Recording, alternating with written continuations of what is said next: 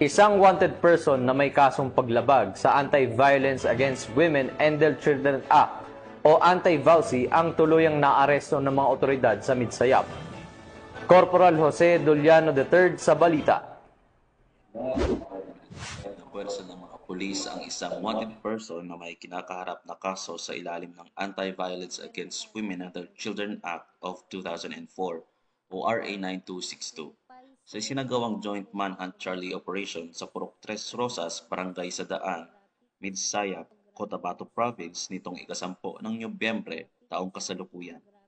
Ang naarestong sospek ay isang 43 years old na overseas Filipino worker at residente ng Barangay Kimagang, Midsayap, Cotabato Province.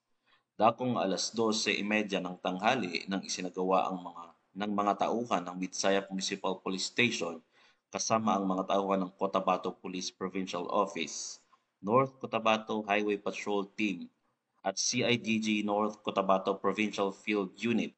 Ang operasyon ay nagresulta sa matagumpay na pagkaaresto ng sospek na may nakabinbing warrant of arrest para sa paglabag sa RA 9262 sa ilalim ng Criminal Case Number 4220-2017 na inilabas noong Hulyo 9 noong nakalipas na taon na may rekomendadong piyansa na 24,000 pesos.